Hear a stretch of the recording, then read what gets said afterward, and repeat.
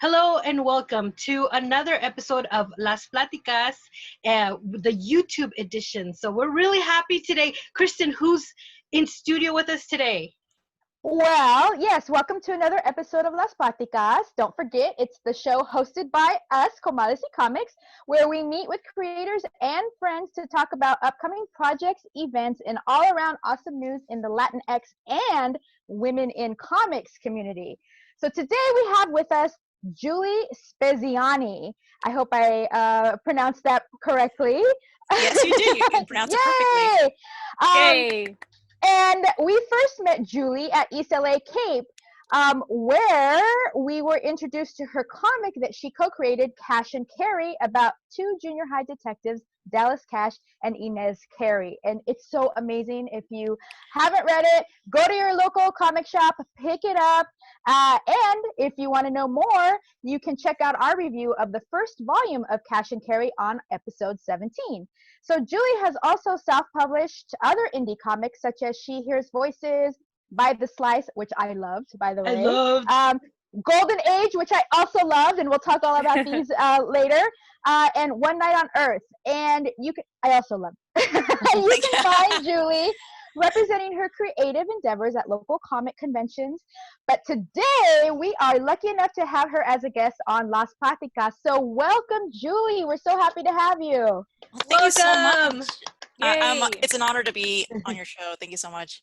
Yay! I remember when I first met you, and I looked at the name and I studied it, and then I said, Giulie, and you said, "Oh my gosh, yes, that's right." Yeah, I usually don't get it on the first try. A lot of people. Yes, so we're so happy to have you. Cash and Carrie is just, when we read the first volume, we loved it so much.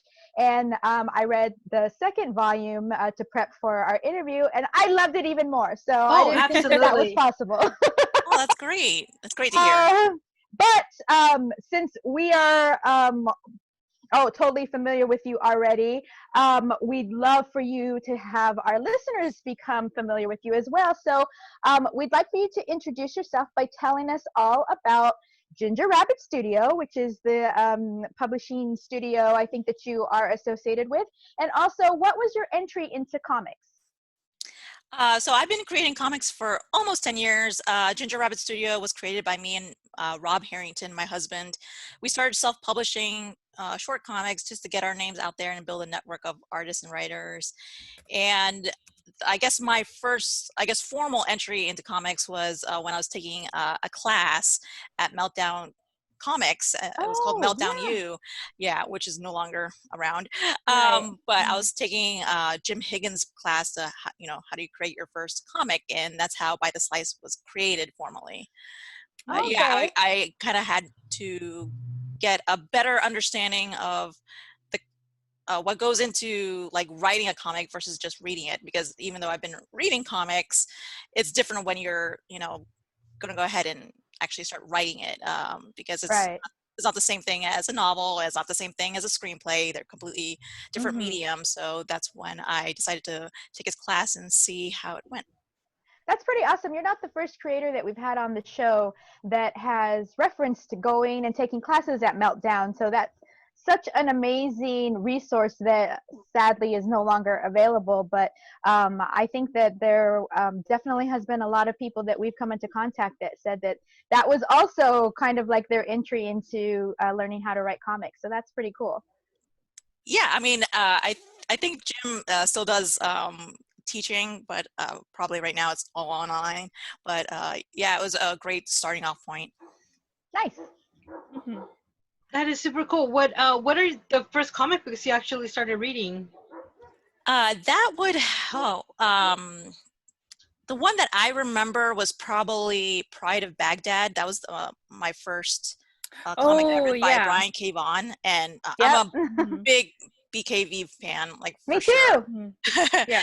And that was like my first one that I remember, because I was traveling to Peru, and my husband, who I was just dating at the time, he was just like, "Oh, here, take some books for your trip." I go go great. And so that was one of them.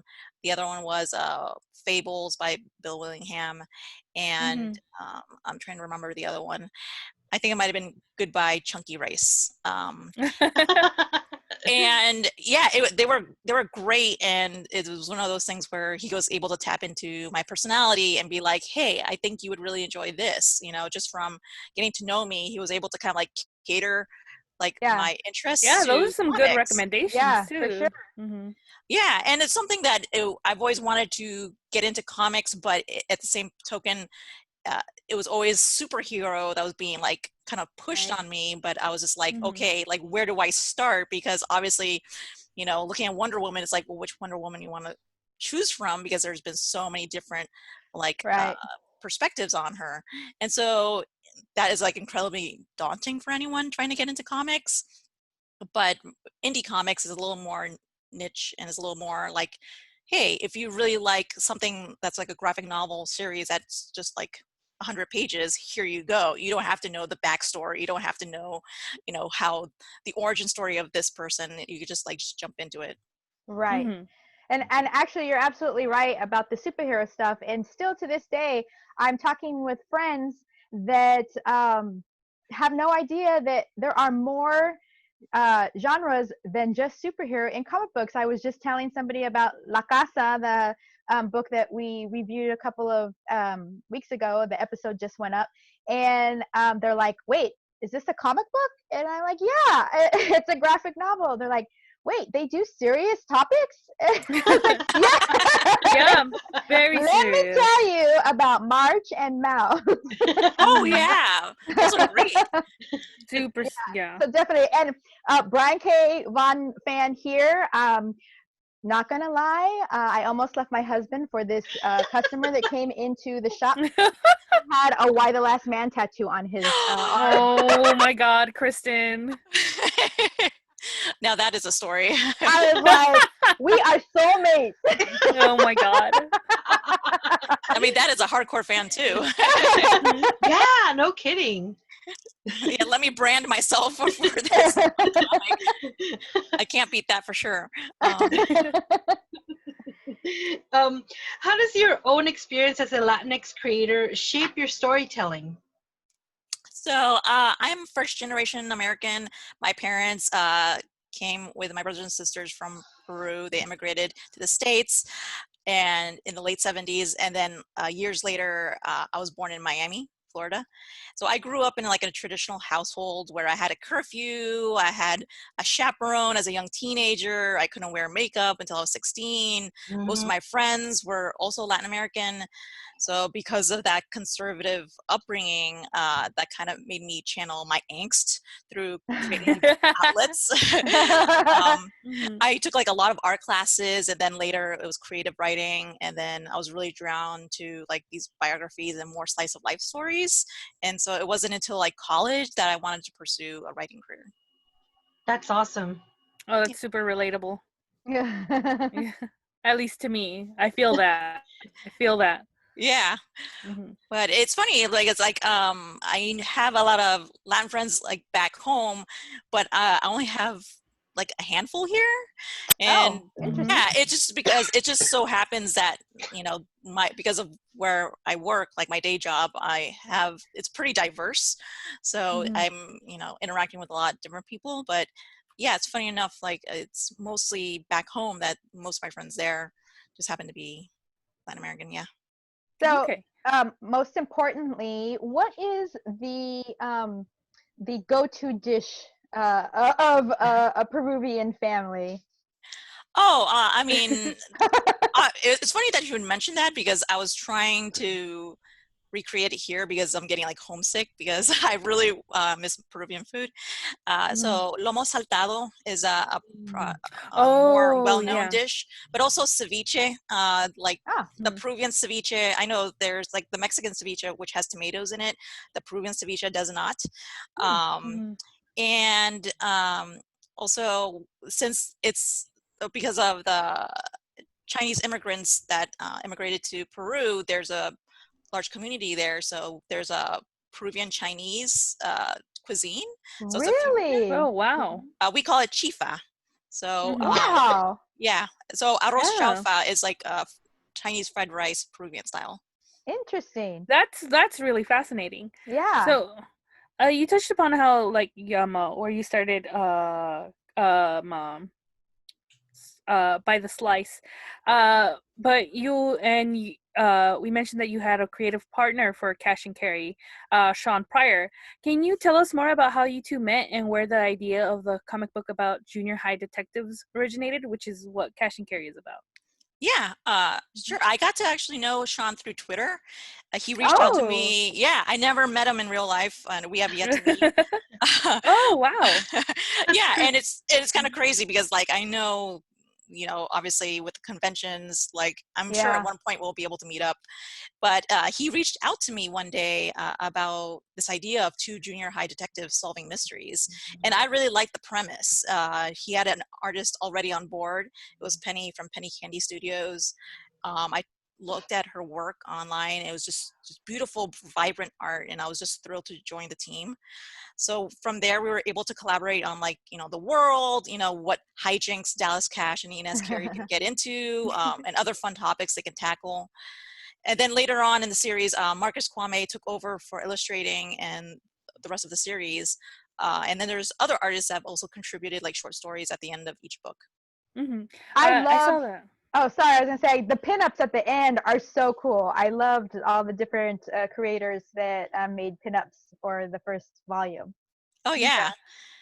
Yeah, the first volume, Sean did a Kickstarter, and thankfully it was able to like hit the mark where we were able to get the book together, and then Action Lab picked it up to distribute. Right. And since Sean Pryor, he was one of the founders of Action Lab.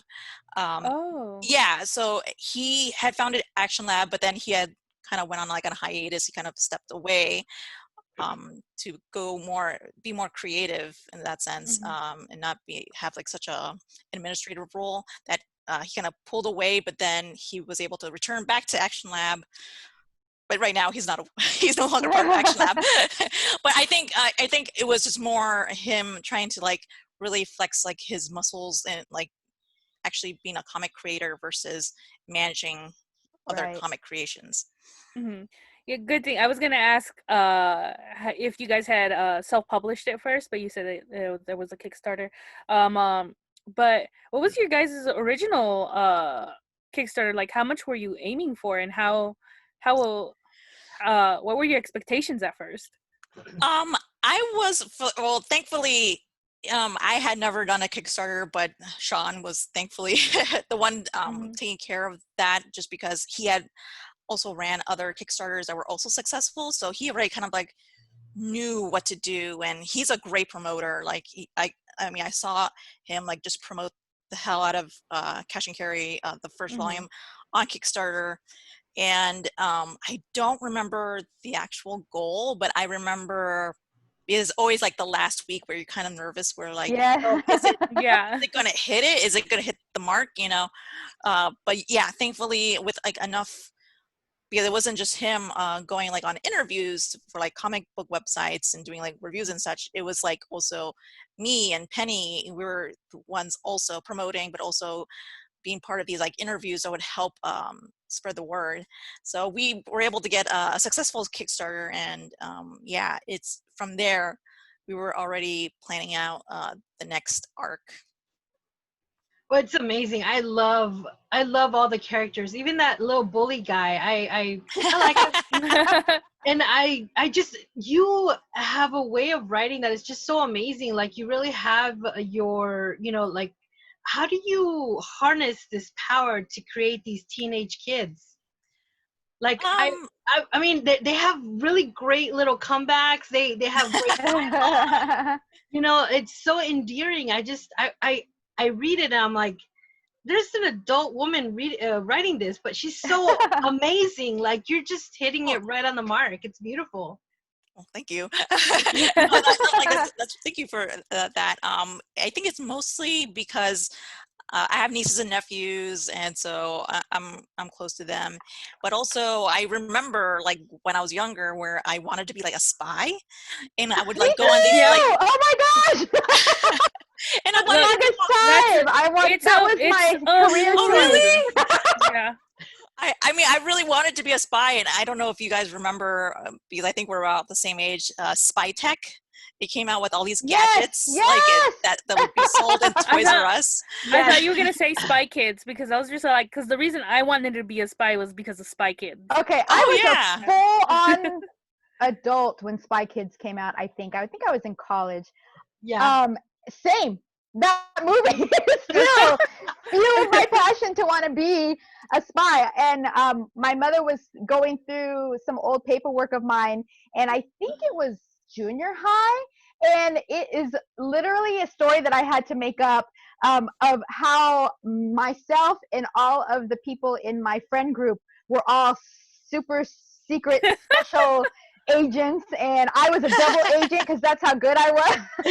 Oh my God. I saved it. Yeah, I actually seriously entertained the idea of joining the FBI for a while, because that was Wow. still yeah. Wow. and was it Silence of the Lambs kind of of all course. Oh, my Jodie God. Foster, Sure. yeah. Oh yeah. Mhm. Yeah, totally. I actually, my dad, he had this spyglass, you know, those ¿cómo se llama? Those magnifying glass with the the little handle, and it was like really old, so it was made out of wood.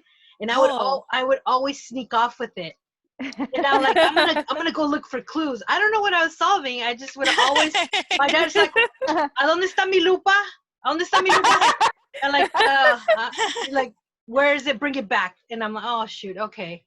But you know, I think definitely that's probably one of the main reasons why I love Cash and Carrie so much, because it honed into my own childhood dreams of wanting to become a detective. Yeah. And it's a book we recommend a lot at the shop that we have when people ask for like stuff like Nancy Drew, or that's kind of like that one, and Nutmeg, because it's about like kid detectives like solving high school crime. Yep. Also Action Lab property. Yeah, I know of the Nutmeg team. I love Nutmeg as well. Mm-hmm. Yeah. James Wright actually is a friend of the store as well, and yeah, both of those books we recommend a lot to people looking for that kind of stuff. So definitely I hits onto a lot of cool themes that I think all kids of all ages are interested in. So Julie, your first comic by The Slice was a slice of life comic about a young woman working as a restaurant cashier at a pizza joint, and it was published in 2011. Were there any autobiographical elements to that story? Oh, yes. Short answer is yes. Long answer is so during the recession, which was back in 2008. 2007, 2008, I was unemployed. And so, I was working an office job, and then I was unemployed. And so I had found a job working at a pizza place here in Los Angeles. And that's when I had to work with a boss that was such like a hateful man that made my job a lot harder, on top of like all the mean customers that came in. Yeah. So it was just kind of like, this job, obviously it's paying the bills, but it's just such a draining and just exhausting place to work in. So I had to like, again, kind of channel that angst onto a story. So I wrote my first short comic, and then later it was illustrated by the Italian artist Cecilia Latella. Oh my gosh. Oh wow. You knocked that out of the park. Yes, you did. And again, I never met her. This was all through email, because she lives in Italy. I believe she lives in Naples. And so we would only email each other. And I just loved, because I saw her samples, all her characters have these expressive faces, and I felt like that would really help convey like the inner turmoil of the characters for this comic. And so, yeah, it's just something that I was just like, I can't write about anything else, because this was always in the front of my mind. So that's when I started to write a short story. And I think it was like 12 or 14 pages, but I had to think, okay, this has to be a short story that has a beginning, middle, end. Well, I have to say that you hit the retail thing Yes. right on the head. I felt a lot of your protagonist's feelings so hard working in retail.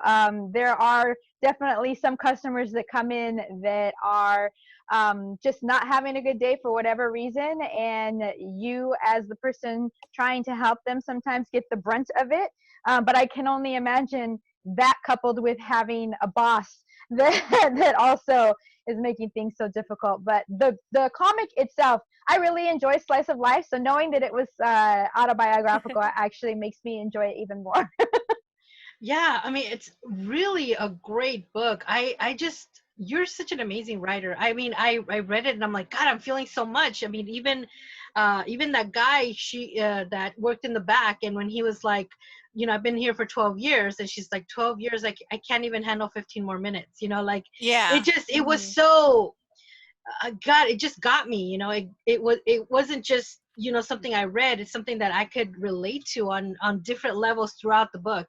And it's just one issue and it tells the whole story, but it was amazing. I gotta say, I loved it. Well, thank you. I only have like, I think one hard copy left because originally it was obviously it was just going to be black and white, so I didn't have enough money to pay for a colorist, so we went ahead and just did like a zine style. And so yeah, you can still find it on Comixology, but like hard copy wise, I think we only have like one left. Oh wow. And it's $1 million. Limited edition, limited print. So speaking of that, you have quite a lot of range where it seems to your writing, because you did an amazing all ages book with Cash and Carrie, but you did an amazing slice of life one that's very autobiographical and very personal. How have you found that your writing style has transformed, or do you think has it transformed or more simply expanded? I think it's probably expanded a little bit, just because I think it's kind of like my specialty to kind of like hone in someone's like character, like someone's in real life and someone's like voice, someone's demeanor. And it's just like I feel more comfortable viewing the real world through a narrative lens. So for me, you could be like quote unquote a normal person going through the most intense experience or conflict, and to me that's always going to be compelling. And so I would always like kind of like try to like envision that in my writing.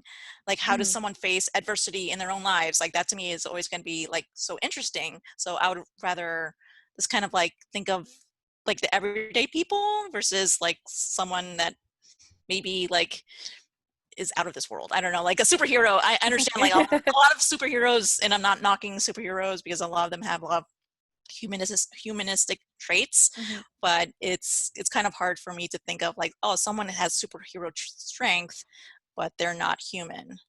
You know what I mean? Yeah. Can you walk us a little bit through your writing process, or how it is that you go about writing, or like when you create a character? You said that you kind of want to like personalize them, humanize them, like, but can you expand upon that a little bit more? Yeah, like, do you go around walking around with a little notebook, just like jotting everything down? That's what I want to know. So you may be in this right now. I mean, for like writing exercises, sometimes I'll go to like an outdoor mall and just kind of look at, but basically people watching and just see, a family, of four, and kind of build like almost like a mini story about them. And I can only presume what their story is just by looking at them. And so that kind of like helps me kind of like get out of like my head a little bit, just be like, okay, here's someone that's completely different from different from me. What is their story? And I kind of have to like imagine, but just kind of having them like a real person as a prompt helps me.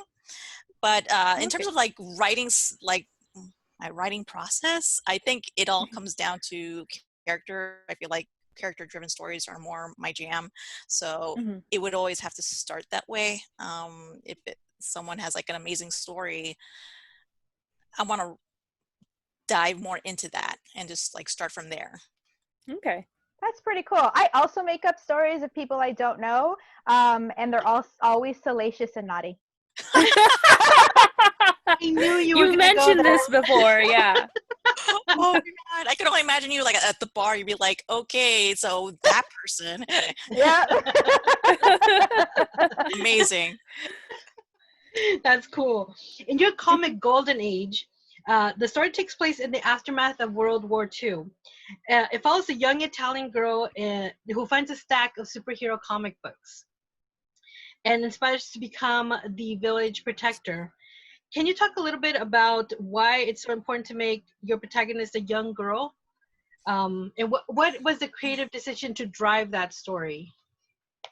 So after having a great collaboration with Cecilia on By the Slice, Rob and I, because Rob and I co-wrote it, wanted to work with her style with watercolors, and we thought, the Golden Age era was perfect to lean into that. And for me, I think there should be more stories with girls kind of leading the charge, because the whole damsel in distress trope doesn't interest me.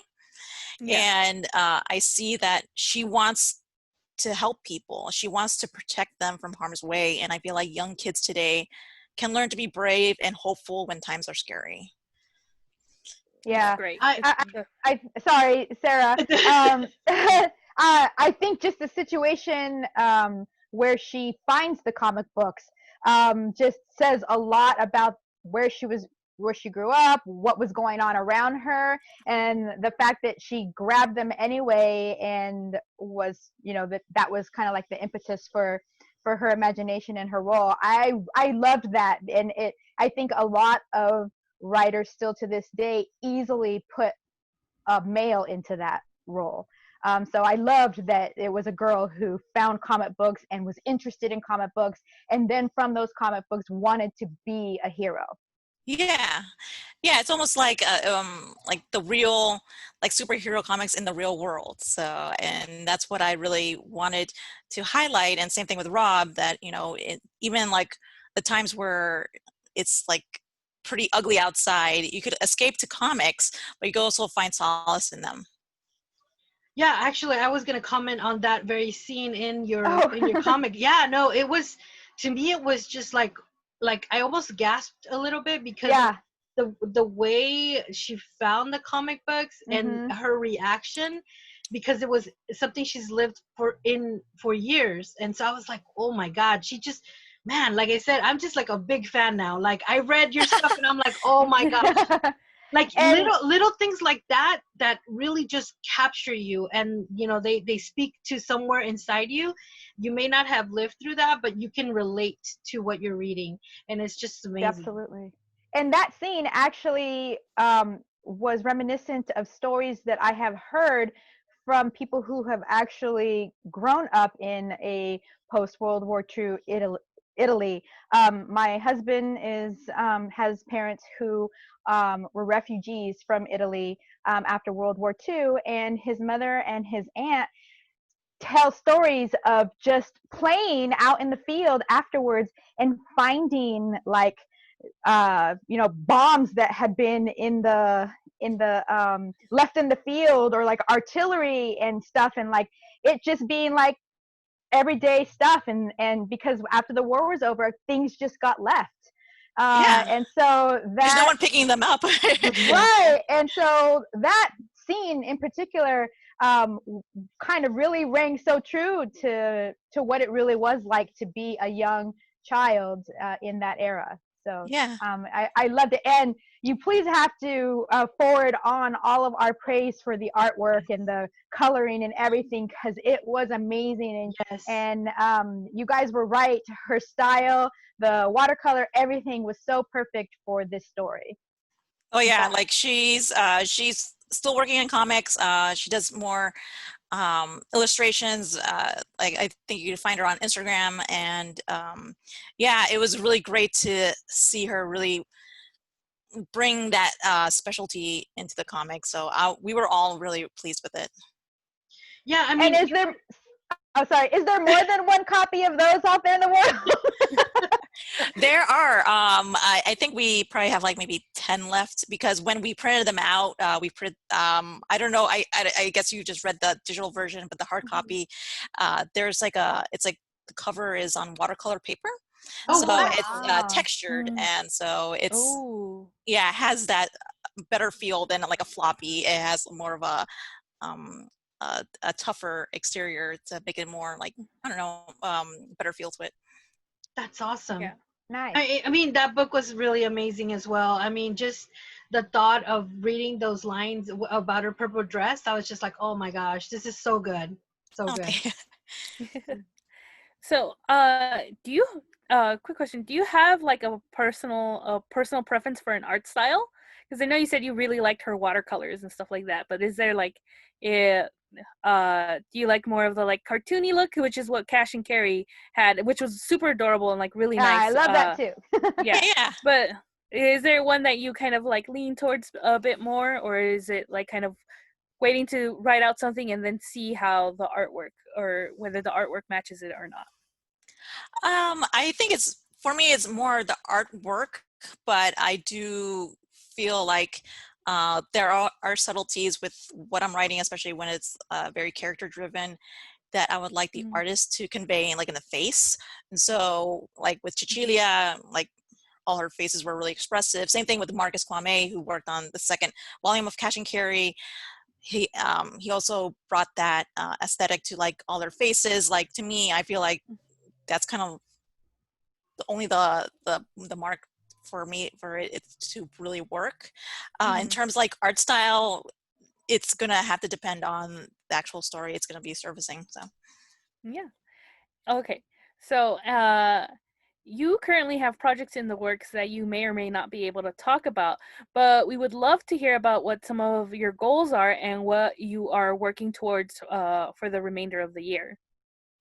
Sure. Right now, I have a graphic novel series that's currently being pitched to publishers. I could only reveal that the protagonist is a Latina. Oh, you heard it! You heard it here first. Yes. I'm sending it out into the universe. But since this year has been special, the comics industry has had a lot of changes, and I think that's probably have been affecting what publishers can take a chance on, because it might need to have like a unique premise, or whatever it is, like a creative team involved. But I'm hoping that it will get picked up. So cross your fingers. Yay! Hopefully it does. Yeah, and sure.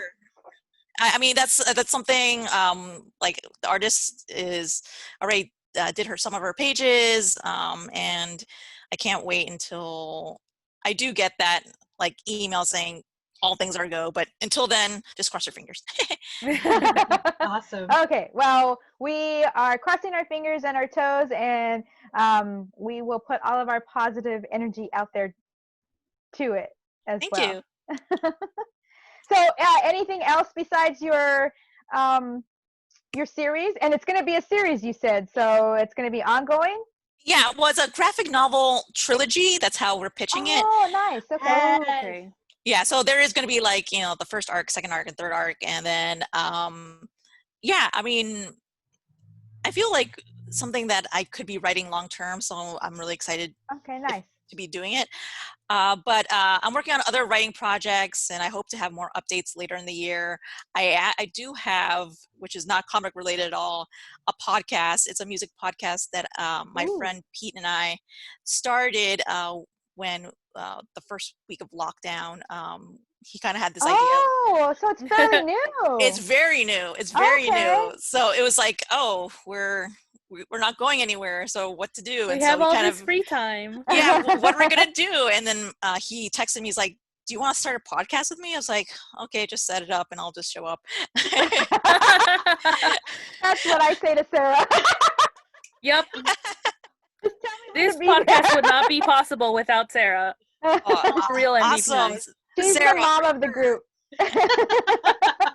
She's leading the way. And then we get the chancla when we don't listen. Like, I can't believe it, girls. But yeah, like we honestly thought it was just going to be like a few episodes and then we would get tired of it. But yesterday I was we premiered our 13th episode with a friend of mine. He also works in comics, Jared Sams. Jared was a guest on our podcast for this episode, and we talked about songs that we were listening to during the pandemic. So every single episode is a different theme. A few episodes ago, we had one called The Final Girl, like what would be this theme song of when you're like in a horror movie and you have to escape the killer, you know? Oh, That's that's awesome. pretty cool. Yeah, so every episode is a different theme. Have you guys That's cool. That is super cool. Have you guys talked about where the end of the world as you know it song comes in? Or not Oh yet? yeah. No, that was brought up. It was REM, but I think that episode was or that song was on a different episode. But yeah, the bands that we highlighted for the pandemic academic, that was the name of the episode. Like Erykah Badu, the Beta Band or the Beta Band. Also Run the Jewels, Bombay Bicycle Club. Yeah, it's a great episode, and you can check out all our other episodes at illiterateagents.com.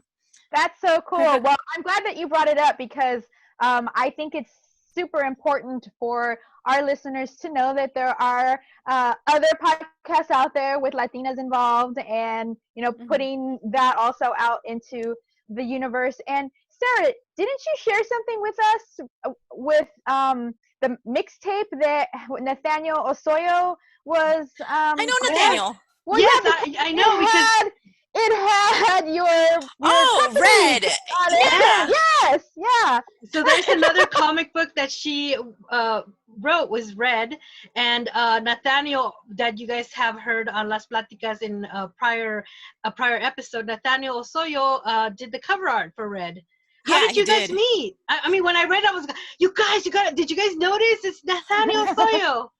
I think we met him at a convention. It was probably like Long Beach or something, but because we've known him for years and we've only seen him at conventions, so we were just like, hey, I always like talk to him and say hi to him, and then check out his stuff. His stuff is great, and so it was one of those things where, funny enough, a bunch of comic dudes and myself were like, we need to put together like an anthology, just kind of like something that we slapped together. We have for, I think it was for LA Comic-Con that year, and then so I was like, well, what's going to be the cover? If this is going to be like a mixtape full of like short comics, the theme was like, oh, they're going to be all red superheroes because, the Red Bee, the Red Rube, all these old superheroes that you could write about. And we thought, okay, well, who's going to do the cover?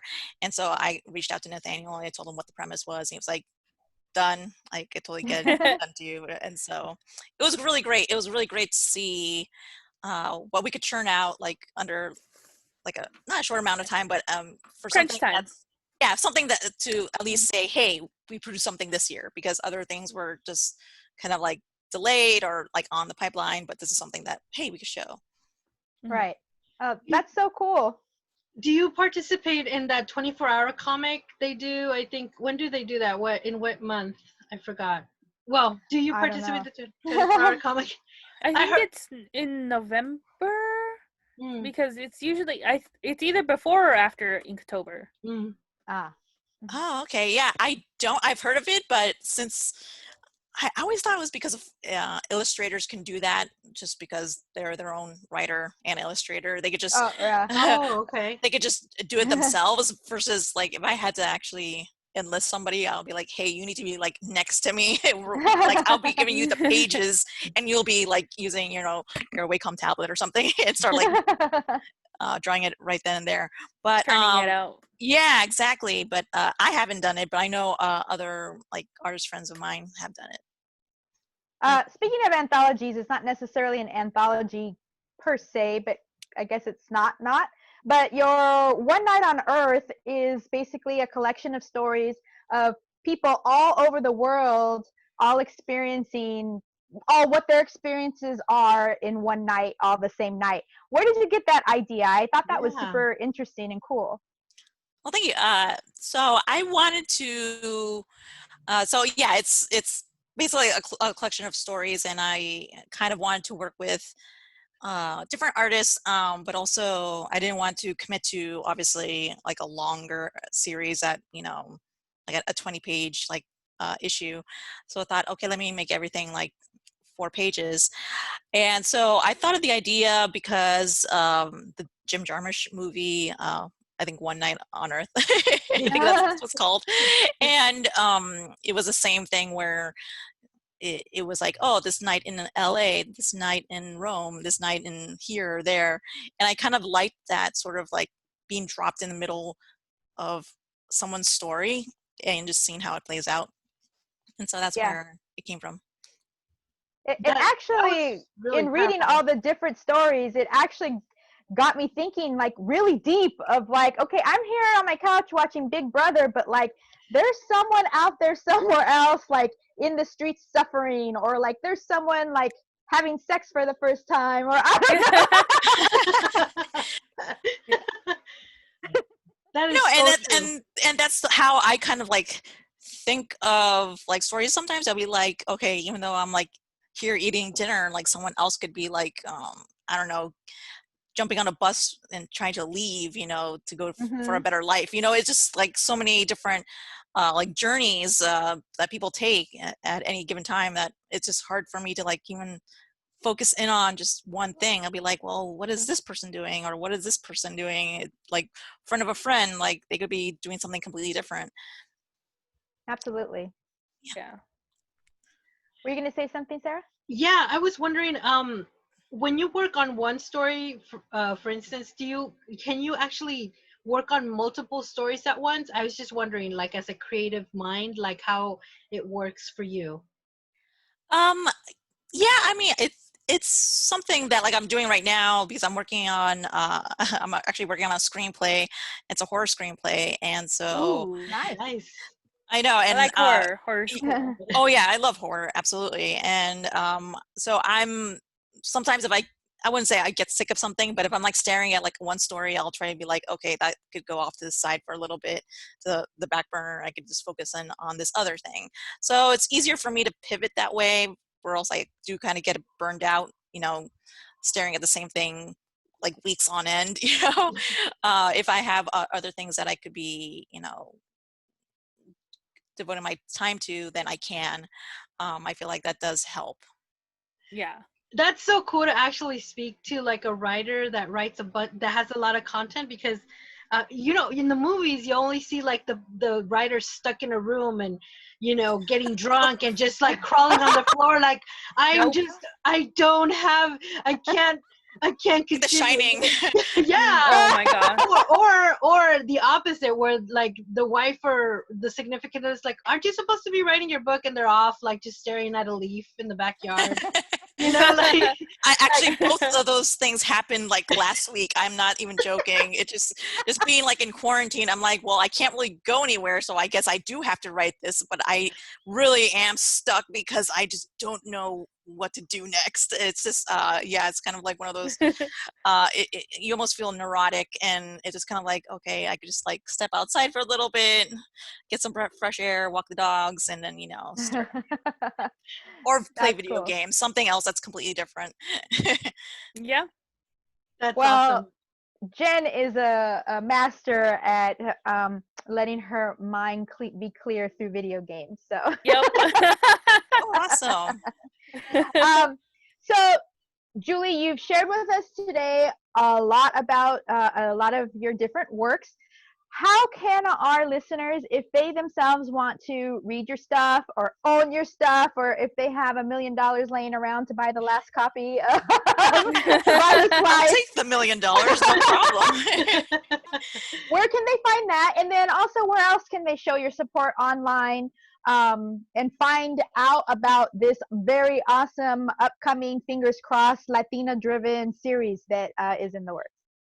uh, all comics news that I've been posting about can be found like on Twitter. You can find me at Giulie Speziani, and I post a lot of things comics related and such, so you could probably follow me there. But also you could check out my titles on Comixology. Most of the titles could be found there, or you could ask your local comic book shop as well. And then my website, gingerrabbitstudio.com, you could check me out there. Once everything gets back to normal, I'll have like a list of like convention schedule along like book signings or whatever, and any other news. If you want to get in contact with me, you can do that through Ginger Rabbit Studio.